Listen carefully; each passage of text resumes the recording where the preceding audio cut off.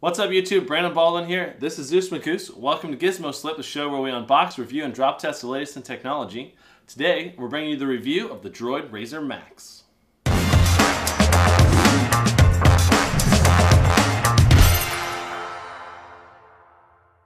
So today we're going to be reviewing the Droid Razr Maxx, and so when we review cell phones, we go over 9 different sections: build quality, screen quality, call quality, software interface, performance, gaming, battery life, camera quality, and then the app market that is available to the phone. We're going to be rating each of these categories from 1 to 5 out of squibs. And you might ask, what are squibs? So I'll tell you, squibs are little sticks of dynamite that they use in special effects and other things. And since we've used dynamite to blow up gadgets, we think it's appropriate rating system for our reviews.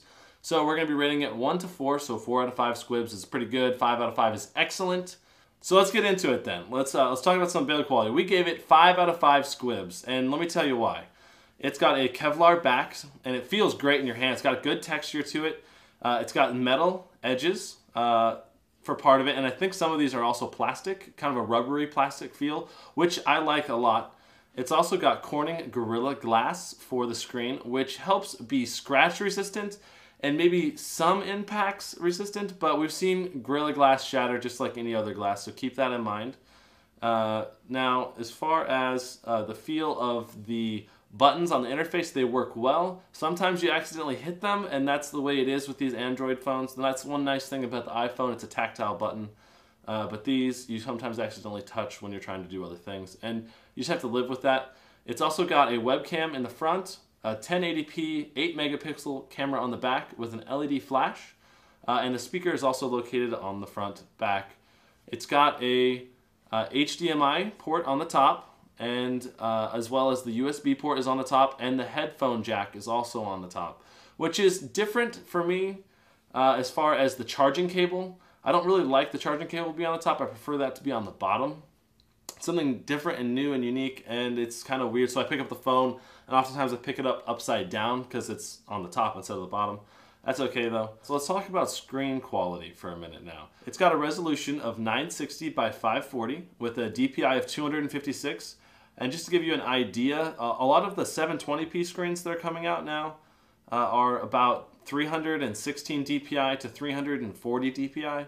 But this one's only got 256 DPI because it's a lower resolution. And DPI is just a word called dots per inch.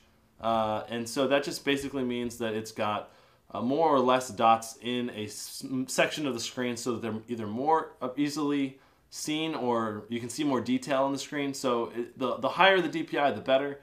So the DPI in this is good, but not great. You can definitely still see the pixels, whereas on the Galaxy Nexus, HTC One X, and iPhone, it's almost impossible to discern the pixels. But overall, the screen's got some good colors, so that's why we still gave it a 4 out of 5, but it's really the lower DPI why we loses a squib for this rating. So overall, 4 out of 5 squibs for the screen. All right, so let's take a minute to talk about call quality. I can clearly hear people whenever I make a call. It doesn't drop the voice ever. I always run with 4G LTE. I'm in a 4G area here in Houston. It's very distinct. They can hear me. I can understand them. We give call quality a 5 out of 5 with no issues. All right, so when I bought this phone, I had Android 3.2. Now, the big issue with that is that it came with Moto Blur. Yeah, Moto Blur. But the problem was with Moto Blur and 3.2, it was pretty laggy. Like you just move it around and it wouldn't respond. Didn't have good responsiveness, probably like a 5 out of 10 in terms of responsiveness. So just overall, it felt clunky, and it forced me to use another launcher called Go Launcher to actually get a smooth interface. But now with Ice Cream Sandwich, it is buttery smooth. I love it. It's got the cooler graphics with Ice Cream Sandwich. It's just overall better. The web browser is improved. Before you'd kind of jump around when you're doing the web browser, but now with Ice Cream Sandwich, the browser is smooth. Just Ice Cream Sandwich overall a much better upgrade. Before the Ice Cream Sandwich update with Android 3.2, I only would have given it a 2.5 squib rating. But now that it's got Ice Cream Sandwich, I'm giving it a 4.5. It's good, it feels good, it's responsive, so kudos. Now let's talk about performance. I went ahead and did a quadrant benchmark test which of course benchmarks are always not the most reliable thing ever. But interestingly enough, before the ice cream sandwich, it only got 1900, which is way lower, and it may have been because I had other applications open in the background or something. I don't think I did, but maybe. But now that I installed ice cream sandwich, it got a quadrant score of 2818, and also a little bit higher than that, almost like 2850 or something like that. Now, as far as the actual use and performance of the phone, which is to me the most important when I'm browsing the web or opening my email, is there a big delay? And no, there isn't really a big delay. I'm not going to say that you're going to have a noticeable improvement in performance across this phone to the HTC One to other phones. Like, it's just not going to be a huge difference in terms of loading. Maybe at startup, maybe when loading big applications, those are the situations where you're going to have a noticeable difference, perhaps in gaming. But in terms of just everyday use of the phone, you're not going to really be able to tell a difference with this 1.2 gigahertz dual-core processor and, for example, the new quad-core processor that's in the HTC One X, or in some of the newer phones, or in the future. Just in general, this is a good experience, performance-wise, and I would recommend it. We give it overall a 4 out of 5 squibs, because it's not the best, but it's still good. Alright, so how does this phone compare to other phones out there as far as gaming goes? This phone will play almost any game on the Android marketplace. As far as I know, it is any game, but in the near future there probably will be games that you can only play on, for example, the HTC One X with the NVIDIA Tegra 3 upgraded chip. For example, Shadowgun, it has certain features, like special effects that are enabled when you have an NVIDIA graphics card in your phone. Like certain tapestries will wave, or blood effects, or certain specular effects that you're only enabled with an NVIDIA card. But this, as you can see, you can still play just fine, and it's smooth gameplay and everything, but it's still not going to have all the bells and whistles that the game could have. So for gaming, we give it a 4 out of 5 squibs because it doesn't have that NVIDIA graphics card, so there are certain things about gaming that you're going to miss, but overall it's quite excellent. Let's talk about the piece de resistance, the coup de grace of this phone, the Droid Razr Maxx. Now the original Droid Razr, I believe, had a mAh battery of 1700. This Droid Razr Maxx is packing a 3300 mAh battery, which is almost double the size of almost all the Android phones on the market. There are certain phones, like the Samsung Galaxy S3, that have a little bit bigger than that, and the HTC One X, but most of them are around the 1700, 1800 mark. Now, as far as the actual claims that Motorola makes about this phone, they claim 21.5 hours of talk time. That is almost double all the other phones on the market. It's double the iPhone 4S, more than double the iPhone 4S. It's got insanely good battery life. I go through a day and a half easily on this phone with heavy use. I've got 5 email accounts constantly checking. It's very good. I typically, let me break it down for a typical day.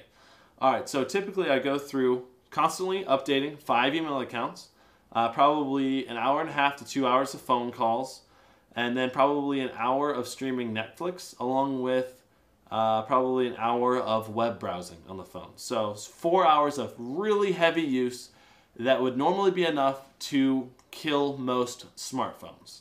Plus the constantly checking on 4G LTE. And yet when I get home at the end of the day, when I go to bed, it's still got 45–50% battery life on an average day. And that means that I can put it to sleep, put it in airplane mode while I'm sleeping, wake up in the next morning, and I've still got 45–50% battery life, and I can go through almost an entire next day if I conserve it. So the phone has got excellent battery life. We give it 5 out of 5 squibs. It's definitely worth checking out. Let's talk about the camera quality. I have recorded some sample videos for you with the front-facing webcam and the rear-facing camera. Let's go ahead and cue those now. Hey guys, this is some sample video footage from the front-facing camera. Test, test. So guys, this is the back-facing camera. It's got an LED flash as well, so you can probably light some if it's in a dark environment when you're filming. It is 1080p. You can see exactly the quality of the camera right now. I don't know, hopefully it's good. Okay, and this is the video with the light on, just so you guys can kind of get an idea of what it's like having the light on in a well-lit situation. And here's the light on in a darker situation. So you can still see me even though I'm in my room right now. So there you go.